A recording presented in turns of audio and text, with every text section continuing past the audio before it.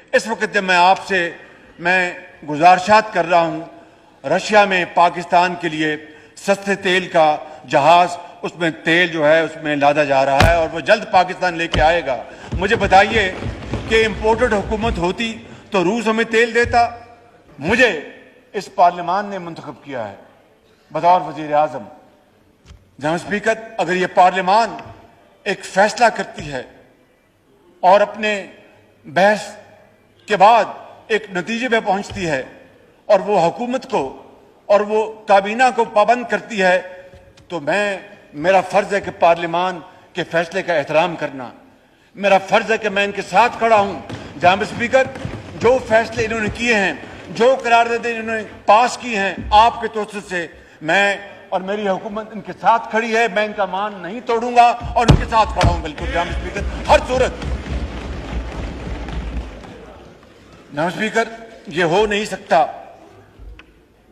جناب اسپیکر، یہ ہے وہ سازش، بدترین سازش جو پاکستان کے خلاف کی گئی۔ اور جناب اسپیکر، میں آپ کو یہ کہنا چاہتا ہوں کہ اب سازش کس طرح سامنے آ رہی ہے۔ ثاقب نثار اور طارق رحیم کی گفتگو آڈیو جو ان کی کیسٹ ہے وہ لیک ہوئی ہے، وہ سوشل میڈیا پہ آئی، اب تو مین اسٹریم میڈیا پہ بھی چل رہی ہے، اور وہ سازش کھل کے سامنے آ گئی کہ وہ ثاقب نثار جس نے جناب speaker election P T I کو جتوانے کے لیے دھاندلی کا ایک بازار گرم کیا، شیخ رشید جس کو میں شیخ حرم کہتا ہوں، اس کے حلقے میں وہ بطور چیف جسٹس نہیں، ان کے پولیٹیکل ایجنٹ بن کے وہاں پر پہنچ گئے۔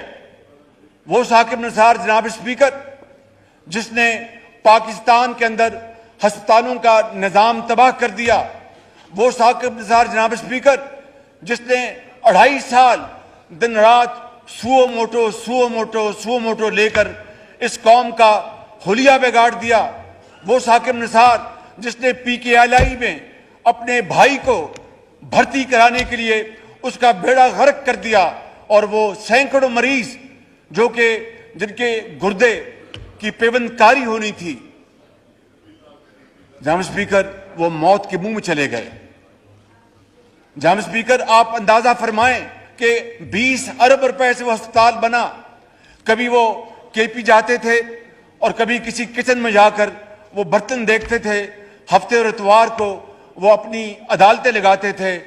ایک دن مجھے بھی انہوں نے بلایا لاہور میں اور مجھے کہا کہ آپ نے کیا کیا ہے؟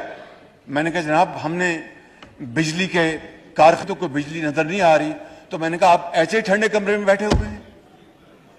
وہ گرمیوں کے دن تھے، میں نے کہا آپ ٹھنڈے کمرے میں بیٹھے ہیں، ایسے تو نہیں بیٹھے ہوئے آپ، یہ ایئر کنڈیشن چل رہے ہیں، بجلی سے چل رہے ہیں۔ جناب اسپیکر، یہ ہے وہ صورت گری۔ اور آج وہ ثاقب نثار جن کا کردار پوری قوم کے سامنے آ گیا ہے، وہ کہہ رہے ہیں طارق رحیم کو، ہائے صاحب وہ دیکھ لینا، وہ فلانے نے وکیل کر لو، تو ہاں جی ہو رہا ہے، جی بالکل ہو رہا ہے، اے ذرا 2010 کا فیصلہ پڑھ لو، اس کے بعد انہوں نے کوئی رستہ نہیں ملتا انہوں نے۔ جناب اسپیکر، یہ اب اس کے بعد کوئی شک رہ گیا ہے کہ یہ سازش میرے خلاف، یہ اس حکومت کے خلاف نہیں ہے، یہ اس ایوان کے خلاف نہیں ہے، یہ پاکستان کے خلاف سازش ہے۔ اور آج پارلیمان کے فیصلوں کو جناب اسپیکر چیلنج کیا جا رہا ہے۔ مجھے اس پارلیمان نے منتخب کیا ہے بطور وزیر اعظم۔ جناب اسپیکر، اگر یہ پارلیمان ایک فیصلہ کرتی ہے اور اپنے بحث کے بعد ایک نتیجے پہ پہنچتی ہے اور وہ حکومت کو اور وہ کابینہ کو پابند کرتی ہے، تو میرا فرض ہے کہ پارلیمان کے فیصلے کا احترام کرنا، میرا فرض ہے کہ میں ان کے ساتھ کھڑا ہوں۔ جناب اسپیکر، جو فیصلے انہوں نے کیے ہیں، جو قراردادیں انہوں نے پاس کی ہیں آپ کے توسط سے، میں اور میری حکومت ان کے ساتھ کھڑی ہے۔ میں ان کا مان نہیں توڑوں گا اور ان کے ساتھ کھڑا ہوں بالکل۔ جناب اسپیکر، ہر صورت جناب اسپیکر یہ ہو نہیں سکتا کہ پارلیمان قانون بنائے اور قانون اپنی شکل اختیار کرنے سے پہلے عدلیہ اس کے اوپر اسٹے آرڈر دے دے. یہ ہو نہیں سکتا, یہ ممکن نہیں ہے. جناب اسپیکر, یہ ہو نہیں سکتا کہ پارلیمان آئین بنائے. 73 کے آئین کے حوالے سے ابھی ہم نے سیلیبریشنز پچھلے ہفتوں ہم نے اور ان کی خوشیاں منائیں کہ کس طریقے سے ہمارے بڑوں نے مل کر وہ ایک آئین بنایا. اور جناب اسپیکر, آئین کو بنانا, آئین میں ترمیم کرنا, یہ پارلیمان کا اختیار ہے. عدلیہ کو آئین ری رائٹ کرنے کا کوئی اختیار نہیں. یہ ہو نہیں سکتا. آج یہ ہے وہ قانون کی خلاف ورزی اور آئین کی خلاف ورزی جو ہو رہی ہے.